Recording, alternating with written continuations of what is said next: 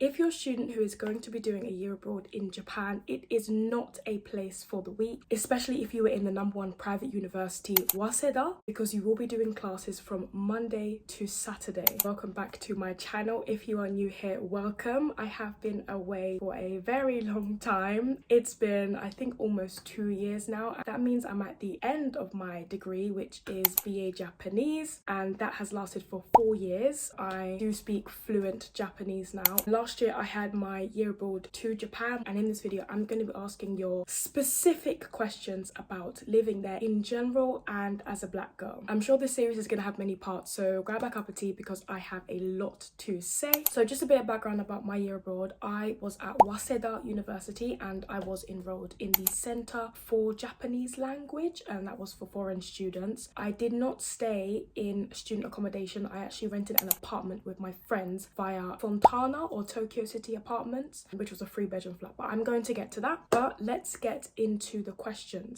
How has being in Japan improved your conversational skills? Is somewhat forced immersion the best way to see real jumps in improvement? The very short answer is yes. You have to gently force yourself outside your classes and your textbooks to truly learn a language. This will actually be my 8th year studying the Japanese language. Living in the UK, you will have to gently force yourself and go to places like Japanese supermarkets, Japanese events such as, the Japan Foundation, Hyper Japan, or even Japanese tea houses, cafes, restaurants, if you do want to have even the smallest conversation. And I did find that so hard in my early years studying Japanese. But the minute I entered the country, I was basically thrown into the deep end. I realized how little English was spoken by Japanese people. This is just at the airport. Since I entered Japan, right at the time that the country opened its borders, I had to answer questions about my residence, my employment status, and my university, and I had no preparation for these kind of questions. So it definitely was a bit traumatic, but this textbook Japanese that you're thinking about, or even just textbook languages in general, is nothing compared to real life. In terms of my conversational skills, that definitely took the biggest jump in terms of my language learning, and it's the biggest jump I'd ever seen, which is why if you are learning a language, I highly recommend you take the steps to go to that country. If you're learning Japanese, please go to Japan. And surprisingly, even though my classes at my Japanese university, I was taught Japanese in Japanese. Teachers couldn't speak English, by the way. There was still only so much I could learn in those classes because the topics were very specific. Type of classes that I had did not really relate to real life conversational skills. Maybe 1 or 2 did. It was just very academic or very business Japanese oriented. Outside of the classroom, that is where I learned more natural, more colloquial Japanese, specifically with Japanese friends that I made within and outside of university. It would be going to clubs, going to bars, honestly going to the countryside where you know that absolutely no one would have had an English conversation. You will see a huge jump in your language ability. I would say though, Japanese friends who don't speak English are the best to improve your conversational skills because you will constantly learn new words from them, and it's fun, like always having to take out Google Translate, trying to understand what each other are saying, which is really nice. One really good thing about having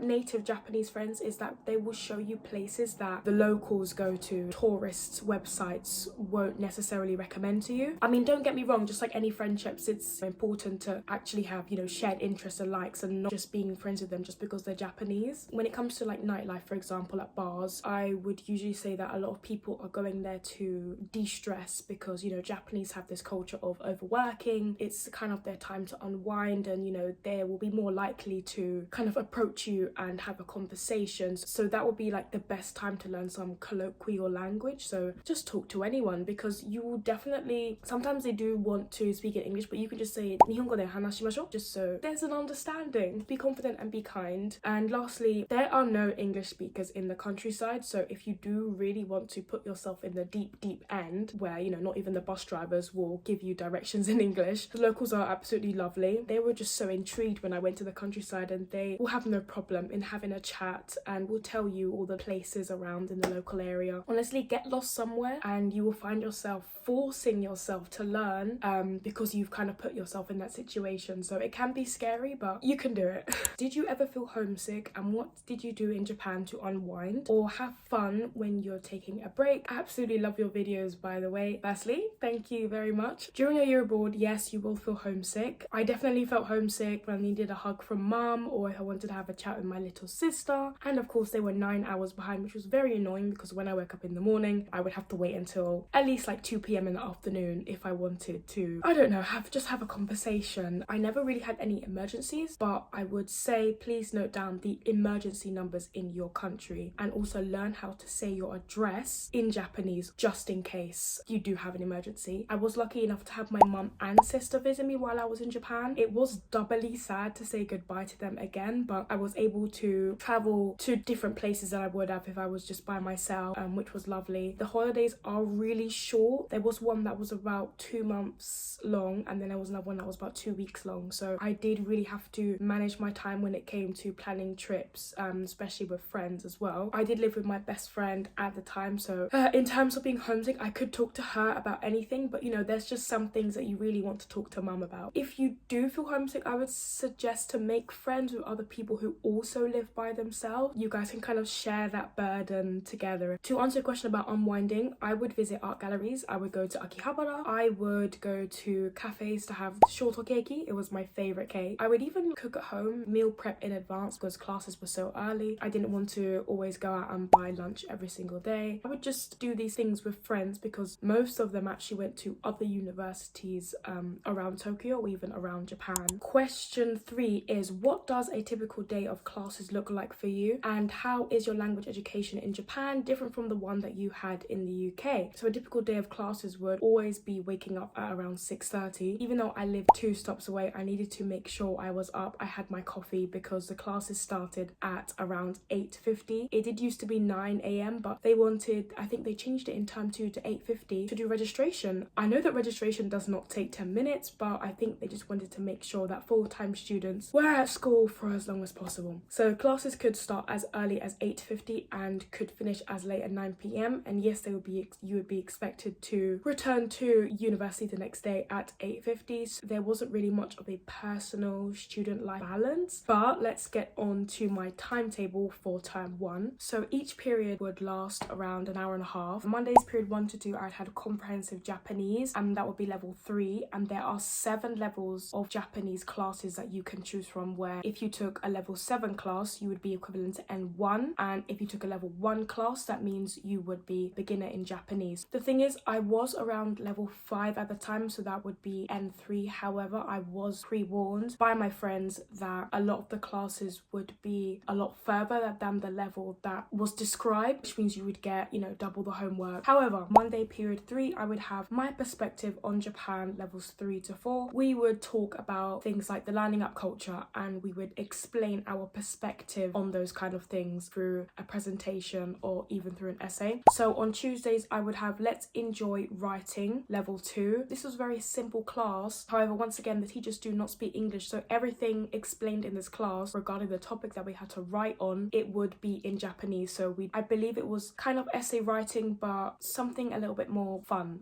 I don't know what's funner than an essay, but Tuesday period 5, I would have practical pronunciation and grammar. So it would just be a class on properly pronouncing things and using the correct grammar with those pronunciations. Period 5 with me, that would last at around 6:30 p.m. and I believe there is period 6 as well. Wednesdays, I would also have comprehensive Japanese level 3. If you didn't know, comprehensive Japanese is a course that encompasses everything to do with the Japanese language. So we would learn grammar, vocabulary, essay writing, one big general Japanese class. It's very heavy on the work if you do decide to take it. I did not take it in the second term because of how heavy it was in coursework and essays, quizzes, as well as exams. That was probably the worst class I ever took. So Wednesday period 3, I would do learning Japanese through food and my life. One of the best classes I ever took. We would go through recipes or types of food, like, you know, vegetables, through Indo ryori, chuka ryori, like all different kinds of food. And then remember, I did a presentation on food from my country, which is Jamaica, and I explained how to make it in Japanese. An amazing class. I would highly recommend that. Wednesday period 5, I would have learning Japanese vocabularies and various expressions concerning health and sickness, levels 3 to 5. Quite a challenging class that included a lot of medical terms. We would have to explain sicknesses that we've had, to describe how we felt, and then we would also have to describe how did we cure ourselves from that sickness. So did we go to hospital?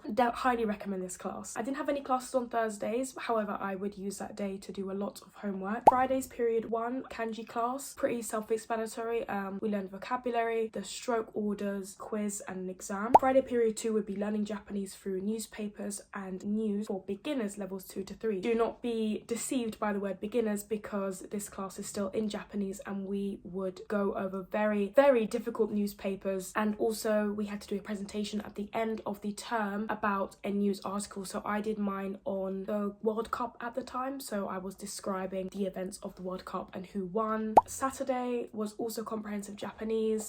Probably the worst decision that I made for myself during the term, because that means I know I did have Thursdays off, but technically I didn't have 2 days consecutively off to really recharge, so I was constantly tired during the term. If you do want to go to Japan, it is not a place for the week if you are going to be an exchange student. Big difference between Japan and the UK. Japan is no joke when it comes to handing in work on time. Attendance, if it is too low, you will be kicked out. If you are late to class consecutively, you will also be kicked out. These kind of things Japan takes very, very seriously and can affect whether you pass a class, and can also affect your status in Japan.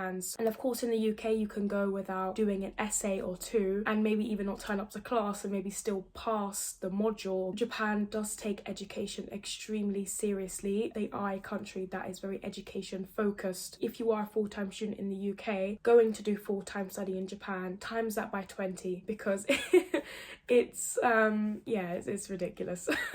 If punctuality is not for you, if a constant flow of homework, exams, quizzes, presentations, essays isn't for you, I would say don't go to Japan, because that is exactly what you're going to get. I believe in you guys and I think you'll do absolutely fine, because not every university is like this in Japan. It's just the ones, the private universities, I would say, like Todai, for example, Waseda, because my other friends who went to Ochanomizu did not have so much work to do. I know every university is different, but Japan as a country, you will have a higher load of work compared to your home country in general. Ganbatte ne. Question 4. Was there anything you experienced different from what you had expected initially before coming to live in Japan? Yes, I'm gonna name 3 things that I initially expected and then was consequently shocked at what I actually experienced. I understood that during COVID, people wore masks to ensure that the virus did not spread. This was the case for many, many countries around the world, including the UK. However, my actual experience was that every single Japanese person wore a mask, and culturally, everybody was expected to wear one. Initially, I had no idea what anybody looked like, or I didn't have a good idea of their faces, because everyone would constantly wear a mask. This includes the Japanese friends that I made in class, my teachers. Towards the end of the year, where people started taking off their masks and relaxing, that's when I saw everyone's faces. And even the general public, I had no idea what anyone looked like. I hated wearing a mask, so I would take it off when I could. But the only time that I saw people taking off their masks was to eat or to drink water, but they would just lift up their mask, drink water and then put it back on. It was really scary,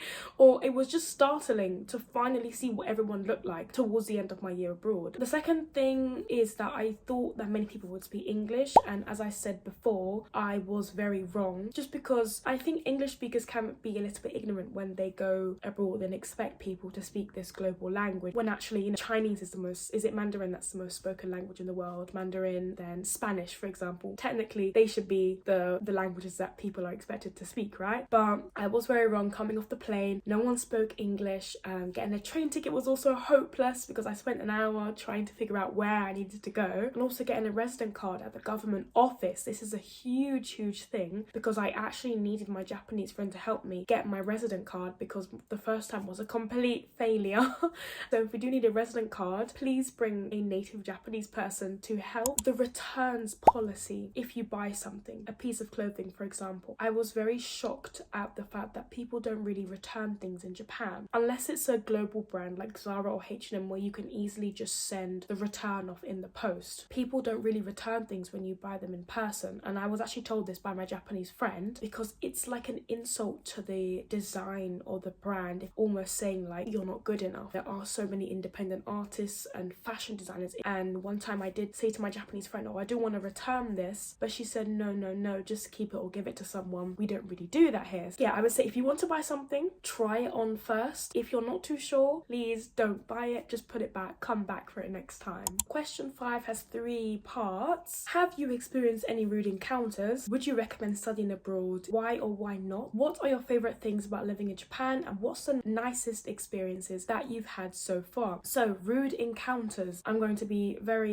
honest about this one because I did experience something quite shocking. I personally didn't experience any rude comments to my face. However, there was one time that I experienced what I believe to be discrimination just because I am a foreigner. There was a time that I had strep throat. I think it's your tonsils or something. They're very swollen, and it was really hard for me to swallow. It was quite early on in my year abroad, so I just definitely think it was new country, new bacteria. I needed to go to the doctor to get antibiotics, and it was very early in the morning, so I couldn't text my Japanese friend because I really wanted to go as soon as possible. And at the time I didn't realize that there are English doctors in Tokyo. I was lining up in front of the doctors, and a nurse on the outside asked me, can you put the thermometer underneath your armpit? But I didn't understand. She just basically gave up on me because I had no idea what she was saying. And then I had this whole sign up sheet online via this QR code. It was all in Japanese, and it took me about half an hour while I was standing outside barely being able to breathe. I had to Google translate every single question. Medical history, I had to do my address. Really traumatic, because the next step was that she had actually not taken me around to the reception where I complete my sign up. They had taken me kind of around the back of the doctor's surgery where none of the other patients were. And by the way, the other patients who were in there were also coughing, had a temperature, and I had none of those things, which I definitely thought I was being treated a lot differently at the time, because when I was taken around the back, the doctor had put on this hazmat suit. I had to be behind this